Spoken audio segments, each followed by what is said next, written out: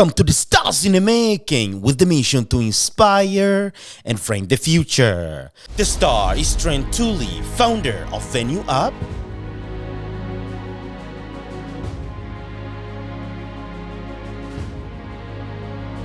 Born in Maryland and raised in Boston, in his hometown, Andover. Went to Boston College, graduated in marketing and general management. The founder emphasizes that he started the app in college. COVID made it impossible to find things around, and this app will be the game changer, not just in US, but across the globe. This unique experience gave birth to his vision. Venu is a platform where users can easily manage the social calendar, make spontaneous plans with friends, or even explore events nearby with just a click. Please, let's welcome Trent Tully, the visionary behind Venu, and his team behind the scenes, Erica, Ratan, and Ahmed. Welcome.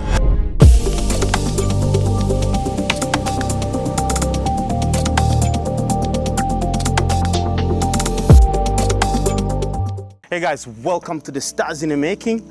Today, we're here with the founder of Venu. So this app, imagine an app, when you go to a location, just with a simple tap, will highlight all the hot spots. The founder and CEO of Venu app, as you heard on the intro, is right here in the Stars in the Making. I'm so excited for it. I'm not gonna waste more time. Please, let's welcome. How you doing, man? Good, man. I appreciate you having me. This is cool. Thank you so much for coming. Absolutely. Wow, we've been going back and forth, Yes, sir. but you really made it happen. Had to. Wow, please, let's not waste our time. Introduce yourself and let's go for it. Yeah, my name Yeah. is Trent Tully. I'm originally from Maryland. Moved here when I was about 5 years old. Went to college in Boston during COVID. Realized that we couldn't find plans. There was nothing to do. So we created a solution to do so. And now we just released on the App Store about a month ago. We're up to about 2,000 users, so things are crazy right now. Wow, man, this is so amazing. How do you start it? How this idea came up in you starting this app? Yeah. Let's get into it. So the biggest thing for me was we got sent home from school, right? So once we were sent home from school, it was trying to find other things that were going on Google, going on Facebook events, texting all my friends, texting everyone I know. And I realized the biggest thing was there is no centralized platform, right? There's no kind of separate place to do these things and to find these things. So initially it was just kind of like me texting everybody that I know, trying to find out what was going on. And then I was like, all right, there has to be like a platform, right? There has to be a way to do this in a way that's efficient, and it also kind of allows people to customize their experience. So for me, it was just like doing research on that for the next 6 months or so. I don't know much about tech, right? I'm very kind of entrepreneurial focused in the sense of I like Flash, I like graphics, I like everything. Yeah. Our tech team is really kind of where we had to rely on. So we didn't have that. It was just me for the longest time. About 8 total months, it was just me. Had nothing built, had like a Figma build, which is, you can build UIs for apps, which was great. But we had nobody to code it. It was just an idea, and I can talk about it for hours and hours and hours with people before it even existed because I loved the idea, I loved everything that it stood for, so I was like, okay, how can we make this happen? So then, come to the fall, we ended up getting invited to work in the Shea Center for Entrepreneurship at BC. So initially it was just me in that. It was in this thing called the Lab, which was a precursor to this accelerator program that was in the spring. And then spring came along and the year was coming to an end and I was a senior and we still had no tech founder and I was in this accelerator program. So thought the next best thing to do was find local people who like coding, like development, and like everything along those lines. So by the way, this is what you studied at BC. You studied at BC? Yep. So everything started at BC. It was pretty much just a product of my 8 friends at school. We were always trying to find stuff to do. So how many people, your team, you're working with your team, is that correct? Yeah, so we're up to 9 of us now, I'd say. Wow. We're up to 9 going all at it. So it'll continue to grow with ambassadors and student interns and everything like that. So we actually have one of our first ambassadors here right now, so we're very excited for that. That's amazing. Yeah. They're behind the scene. This app is so interesting, man. Basically, when you travel, if you travel, let's say, to a state or wherever it is, how do you use it? Yeah. You just click and highlight the hotspots in that location where you are. Is that correct? So I'll give you more of a rundown. It's not specifically for travel. It's a platform to find, make, and share social plans. Right. If you're going somewhere, great. You can find stuff that's going on near you. Or if you're just trying to watch a movie with your buddies or have a gaming night or just get dinner with your friends, right? You can see places around you, different types of events around you, and they're highlighted immediately when you open the app. So when you open the app, your pin is set to right wherever you are. But say for me, I live in Northern Mass, right? So I'm not always in Boston. I want to know what's going on around me in Northern Mass and not just in Boston.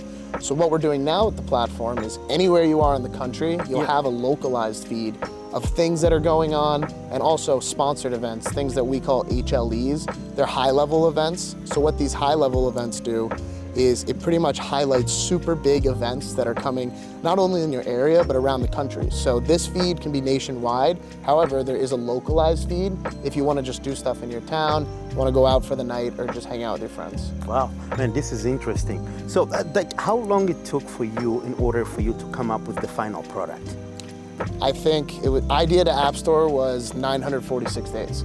Wow. So idea in my room at home at my old house in Andover, and then we were on the App Store August 8th, I believe was the day. So just from there to there, like we had intricacies in the middle where it was testing it out, doing demos and things like that. But idea to product was 946. Wow. That's amazing. Man, I want to talk about the challenges. I know earlier today we were talking about like what it took in order for you to really bring this to life, and talk to us about the challenges, what it took really. So I think there's 3 challenges in particular that any company, anyone who's trying to do something that's super unique comes from. One is if you're trying to do anything in technology, you need someone who knows 10 times more than you about technology. Right? So I found Ratan, who's here, and we went to these entrepreneurship mixers. So it was just me. I would go pitch to like 500 or 1,000 people. Went to a bunch of those in Boston, and then through this accelerator program, they actually had connected us with one. So what we did from there was on the last one, this was literally the last one of the school year, went and pitched. It was like 700 people. Pitched the idea, said, hey, we want to make an app that helps people find, make, and share social plans. One of Ratan's roommates sent me an email and said, hey, I have a buddy who might be able to do this. So then I met him, he came on, and then we just have been grinding it since. So it's been a year and a half since he came onto the team. Wow, that's amazing. And there is something that you talk in your story, that you had to go to countless mixes of Boston, like countless conferences and stuff with entrepreneurs and like-minded people. Talk to me about that. Yeah, absolutely. So for me, like I'm a very contagious person, right? Yeah. I want stuff that I do and stuff that I feel, I want other people to feel those things. I want people to experience that. So with me, it's especially when like Zoom was all the rage, every meeting was on Zoom, every meeting was on Google Meet. For me, I cannot get myself out of a Google Meet. I can't get myself out of a Zoom. But what I do is anything I can do in person, I will go do in person. So the mixers were an example of that. It was something where you could go meet like-minded individuals, pitch ideas, or just kind of get some more ideas or meet new people, right? So that's what we wanted to do. And that was a huge challenge because I was a full-time student. We were doing this accelerator program. You gotta miss class every once in a while. There's a couple of things, a couple little intricacies that we had to do to get this team kind of formulated and working together. So the main challenge there was kind of just really focused on organizing a team, right? So we did that. It was just Ratan and I for the longest time. And then we added Aman, who was our second tech developer, and we have a back-end team. One of the guys is named Vincent Lextrate. They work for a company called Metaspecs that really, really helped us expedite our process. So they would give the back end to Ratan and Aman, they would make it match on the front end, and we would just get this app going, right? But we had no product for the longest time. I just talked about ideas. Anyone who knows me personally knows this is all I talked about. It was no matter what, even if I was lying straight to your face about like, this app's coming, it'll be here soon, next month. Yeah. Like it wasn't, right? We didn't have an app going. We had the idea for it and we needed to make a demo. So we had a demo out last August time. Had 500 people try that out. And then from there, what we continued to do was just 500 people try that out. Yeah. Wow. So we had That's a big interesting. sign-up list. It was crazy. Do you have someone in your family that maybe is into apps, like technology, things like that? Where did you get this from? So for me, it was my dad. My dad is someone who I very much ask a lot of advice about, whether it's business advice, life advice. My dad is very level-headed. He can get fired up, but he's very level-headed. And something, especially like when I get stressed out, is I go to oftentimes things that he tells me. So he is someone who, kind of in like a business perspective, I always really admired. I loved the childhood that I had, and I want to be able to give that to my kids one day, right? And so this is something that I hope can do that. And that's something that I wanted to take care of with this. So I think having him kind of come on board and really just kind of talk me through it, can talk to me as my dad or can talk to me as an advisor. And there's two separate relationships that he and I have that are really, really cool.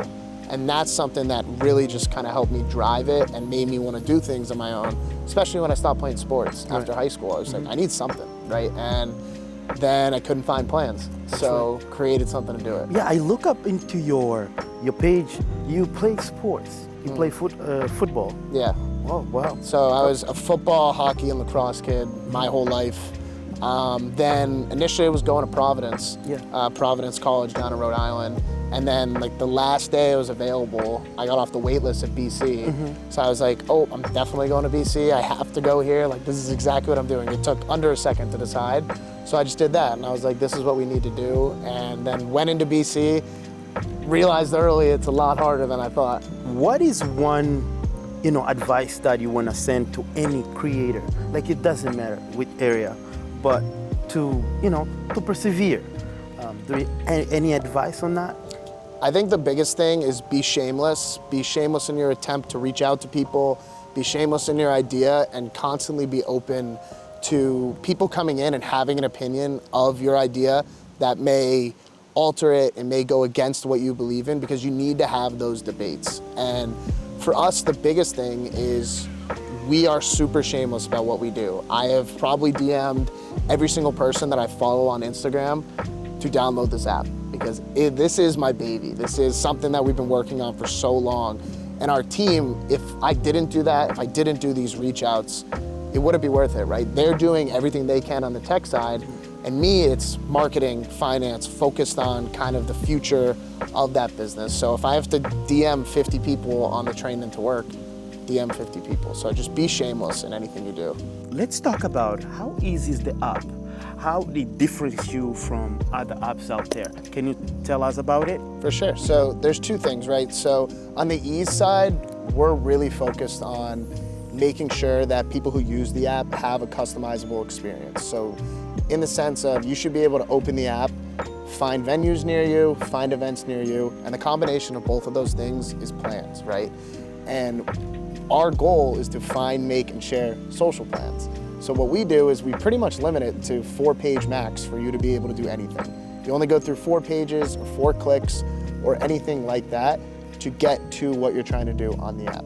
In terms of differentiation with other businesses, there's a lot of apps that do ticketing events and really big platforms. No, we're not focused on getting a fee from you or focused on upcharging a ticket. No, we're focused on making sure that you know something is going on and that you know something is going on around you. And we want you to be able to share that with your friends, as opposed to these other platforms that are really focused on make sure you get a ticket, make sure you get a ticket. No, all we do is have the ability to book, share those events with your friends, and just try to make unforgettable experiences. I could feel that when I was talking to you, and this is the very first time like we actually meet. It's so amazing. Like, we've been talking back and forth. The way you were talking about the app with so much passion, that actually gave me goosebumps. I was talking to Shams and other people. It's like, wow, just the way you put down your story, writing everything and talking about the app with so much passion, man, it's really, really amazing. and I know for sure this is gonna be the next big thing. I appreciate Yeah, that. so good luck on Venu. It's really an amazing app, and we're gonna put the word out.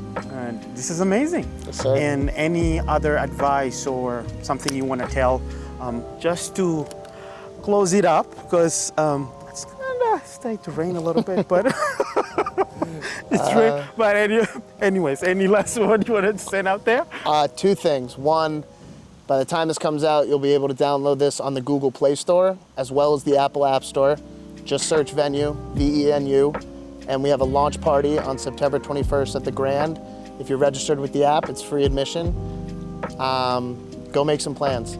Thank you for having me. Oh man, that's amazing. It is the party coming up. Like, oh wow, we're definitely coming Yeah, out. absolutely. We're coming.